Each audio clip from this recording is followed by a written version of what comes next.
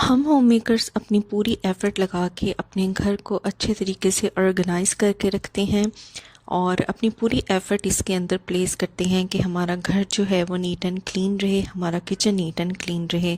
और अगर कोई चीज़ जो है वो हमारे मुताबिक ना हो तो फिर थोड़ा बहुत दुख होता है कि इतनी ज़्यादा एफ़र्ट लगाने का क्या फ़ायदा। लेकिन ये एफ़र्ट बिलहाल हमें लगानी ही पड़ती है ताकि हम अपने कामों को, अपने घर को, अपने किचन को अच्छे तरीके से मैनेज कर सकें।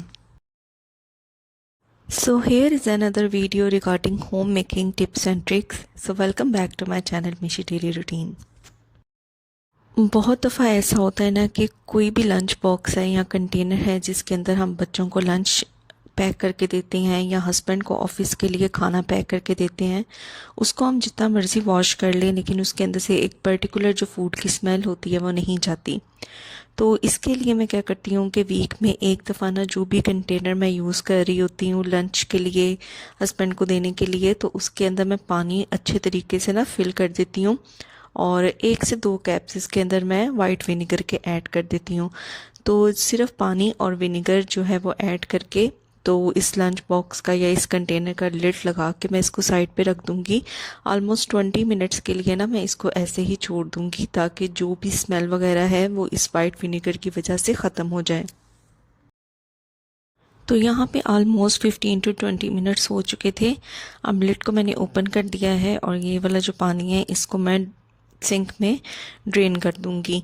अच्छा, यहाँ पे अब इसको हम नॉर्मल तरीके से वॉश कर लूँगी जिस तरह हम बाकी बर्तनों को वॉश करते हैं। तो सिंपल स्पॉन्ज के ऊपर मैं थोड़ा सा डिश वॉश लिक्विड ऐड करूँगी और दोबारा से इसे क्लीन कर लूँगी। तो इस तरीके से जो भी स्मेल वगैरह होती है फूड की जो बिल्कुल भी आम वॉशिंग से नहीं जाती, आप सिरके वाले पानी के अंदर इसको डिप करके रखेंगे ना तो बहुत अच्छे तरीके से इसके अंदर से जो भी फूड की स्मेल होगी वो ख़त्म हो जाएगी। किसी भी किस्म की जो स्मेल है वो बाकी नहीं रहेगी।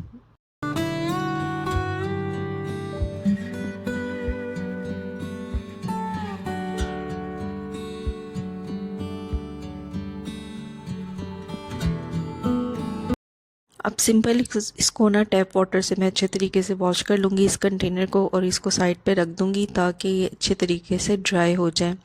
आप भी अगर इसको आजमाना चाहते हैं तो ज़रूर इसको फॉलो करें, क्योंकि समर सीज़न में ना अक्सर लंच बॉक्स में से ना फूड की जो स्मेल है ना वो बहुत ज़्यादा आने लग जाती है और आम क्लीनिंग से ना ये स्मेल जो है ना वो नहीं जाती। तो इस तरीके से बिल्कुल ख़त्म हो जाएगी।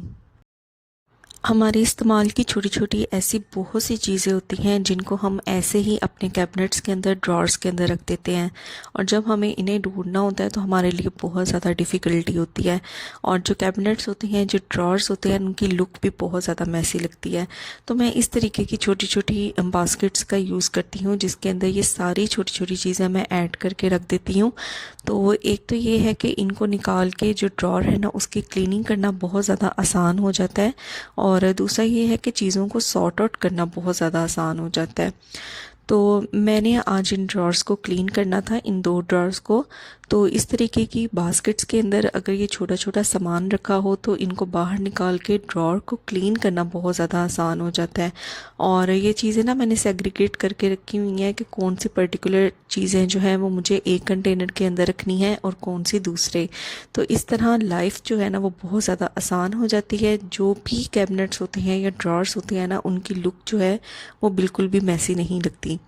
तो देखिए कितना ज़्यादा आसान था। कैबिनेट्स के अंदर से इन दोनों बास्केट्स को मैंने निकाला और अच्छी तरीके से मैंने इस कैबिनेट को क्लीन भी कर लिया और दोबारा से ये सारा सामान जो है वो बास्केट्स वाला वो मैंने कैबिनेट के अंदर प्लेस भी कर लिया। तो इस तरह बहुत ज़्यादा आसानी हो जाती है, बजाय ये कि आप एक एक छोटी छोटी चीज़ निकालें और फिर कैबिनेट को साफ़ करें या ड्रॉर को साफ़ करें और फिर अगेन उन छोटी छोटी चीज़ों को दोबारा से ड्रॉर के अंदर रखें। तो ये काफ़ी ज़्यादा मुश्किल हो जाता है।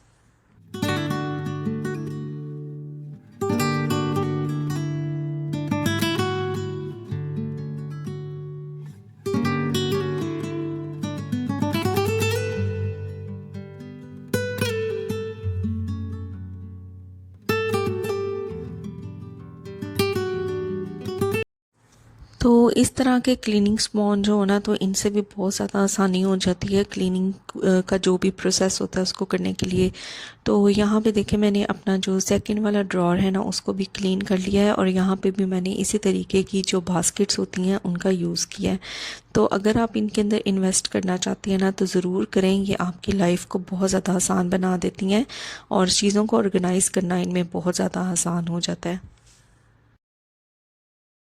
तो हम सभी के घरों में ऐसा होता है कि जब भी कोई लेफ़्ट ओवर फूड होता है उसको हम इस तरीके के जो कंटेनर्स होते हैं उनके अंदर रख के तो फ्रिज के अंदर रखते हैं, चाहे वो घी हो, चाहे वो कोई भी लेफ़्ट ओवर फूड हो, तो उनको हम कंटेनर्स के अंदर पैक करते हैं। लेकिन एक छोटा सा जो टिप है ना वो हमें फॉलो कर लेना चाहिए इससे पहले कि हम इनको ऐसे ही फ्रिज के अंदर रखें। देखिए, जब भी हम कोई सालन वगैरह इन कंटेनर्स के अंदर डालते हैं, कोई लेफ़्ट ओवर फूड डालते हैं या घी हम ऐड करते हैं, तो क्या होता है कि थोड़ा बहुत जो है वो स्पिल हो जाता है और कंटेनर की साइड्स या बॉटम पे भी लग जाता है।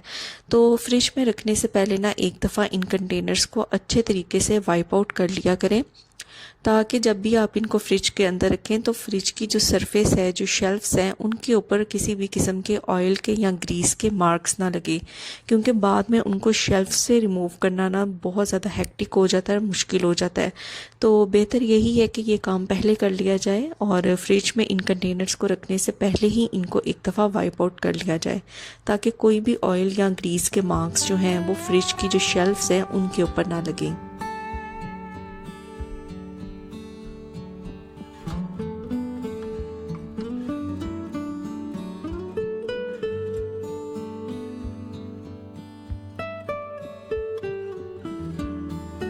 तो यहाँ पे ना मैं आपके साथ शेयर करने लगी हूँ दो इस तरीके की ऑर्गेनाइजिंग बास्केट्स, और इन बास्केट्स के पीछे ना दो दो होल्स दिए हुए हैं, तो आप इनको इजीली ड्रिल करके भी हैंग कर सकते हैं। लेकिन जैसा कि मैंने आपको बताया कि रेंटल अपार्टमेंट्स में ना ये थोड़ी डिफ़िकल्टी होती है कि आप बहुत ज़्यादा एक्सेस ड्रिलिंग नहीं कर सकते, तो मैंने इनको ऐसे ही शेल्फ्स के ऊपर प्लेस किया हुआ है। और अब तो चीज़ों को क्लीन करने के लिए इतनी ज़्यादा आइटम्स निकल आई हैं, प्रोडक्ट्स निकल आई है कि क्लीनिंग जो है ना वो बिल्कुल भी मुश्किल नहीं रही। अच्छा जी, यहाँ पे एक बास्केट जो है वो क्लीन हो गई थी, और सेम दूसरी बास्केट को भी मैं इसी तरीके से क्लीन कर लूँगी। बहुत ज़्यादा गंदी नहीं थी ये, बस हल्के हल्के इसके अंदर डर्ट थी, इसलिए आसानी से ये क्लीनिंग स्पॉन्ज से ही क्लीन हो जाएंगी और बहुत ज़्यादा ना एफ़र्ट नहीं लगानी पड़ी मुझे इनकी क्लीनिंग में। तो यहाँ पे दोनों बास्केट्स जो हैं वो क्लीन हो गई हैं। अब इनको मैं यूज़ किस लिए करती हूँ, चले वो भी मैं आपके साथ शेयर करती हूँ। वैसे तो आपकी अपनी चॉइस है कि आप इन बास्केट्स को किस पर्पज़ के लिए यूज़ करना चाहते हैं, लेकिन मैं इन बास्केट्स को ना मेनली यूज़ करती हूँ क्लीनिंग के जो भी प्रोडक्ट्स हैं ना उनको रखने के लिए। तो सबसे पहले ये वाली जो क्रीम कलर की बास्केट है इसको मैंने ले लिया है, और दोनों बास्केट्स के अंदर ना मैं चीज़ें सेग्रीगेट करके रखती हूँ। जैसे क्लीनिंग के लिए हम हार्पिक यूज़ करते हैं या कोई भी क्लीनर जो आप यूज़ करते हैं वो आप इन बास्केट्स के अंदर रख सकते हैं। तो यहाँ पे सबसे पहले मैंने हार्पिक को प्लेस कर लिया है। सेकंड क्लीनिंग के लिए जो मेनली मैं यूज़ करती हूँ वो डिटॉल है, और यहाँ पे जो डिटॉल लिक्विड है वो मैंने रख दिया है। उसके बाद यहाँ पे मैं इसके अंदर रखने जा रही हूँ वो है स्क्रबिंग ब्रश। तो जितनी भी हार्ड सरफेसेस होती हैं जिनको क्लीन करना थोड़ा डिफ़िकल्ट होता है, तो उनके लिए इस तरीके का जो स्क्रबिंग ब्रश होता है ना उसका मैं यूज़ करती हूँ। और साथ ही यहाँ पे ना मैं अब रखूँगी कुछ जो सॉफ्ट वाले स्पॉन्ज होते हैं उनको रखूँगी यहाँ पे, और ये जो है वो मैं यूज़ कर लेती हूँ सिंक वगैरह को, टैप्स वगैरह को क्लीन करने के लिए। और मेजरिंग जो कप्स होते हैं ना वो मैं ज़रूर यहाँ पे रखती हूँ, जो क्लीनिंग में ना बहुत इम्पॉर्टेंट रोल प्ले करते हैं। और इसके अलावा मैं यहाँ पे इस तरीके का जो स्पॉन्ज क्लीनर होता है ना उसका यूज़ करती हूँ सरफेसिस को क्लीन करने के लिए। तो ये मेरी जो एक बास्केट है ना वो रेडी हो गई है, तो इसको मैं मेनली रखती हूँ वॉशरूम के अंदर। और जो सेकंड वाली जो बास्केट है ना, अब इसको ऑर्गेनाइज कर लेते हैं। तो इस वाले बास्केट के अंदर ना मेनली मेरे जो क्लीनिंग ब्रशेज़ होते हैं ना वो जाते हैं। तो एक इसी तरीके का मेयरिंग फ्लास्क मैंने लिया है और उसके अंदर जो क्लीनिंग से रिलेटेड ब्रशेज़ होते हैं ना उसको ऐड किया है।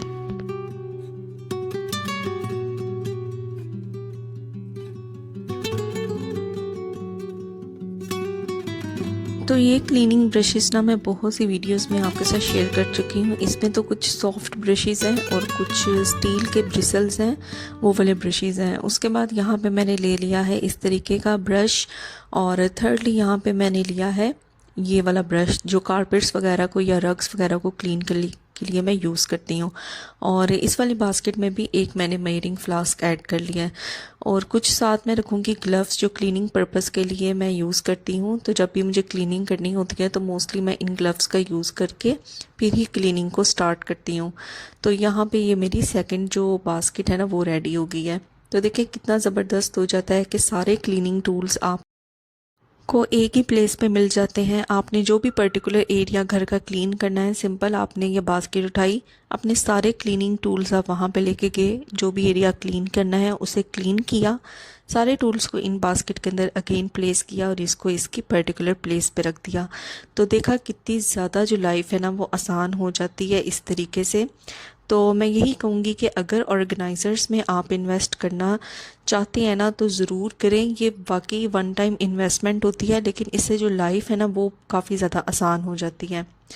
तो ये थी मेरी आज की वीडियो, और इसमें कुछ इंपॉर्टेंट टिप्स एंड ट्रिक्स मैंने आपके साथ शेयर किए हैं। फिर मैं आपसे मिलूँगी नेक्स्ट वीडियो में इसी तरह के कुछ अमेजिंग टिप्स एंड ट्रिक्स लेके, जिनको फॉलो करके मैं और आप हम दोनों अपनी लाइफ को आसान बना सकते हैं। Till then take care, bye bye.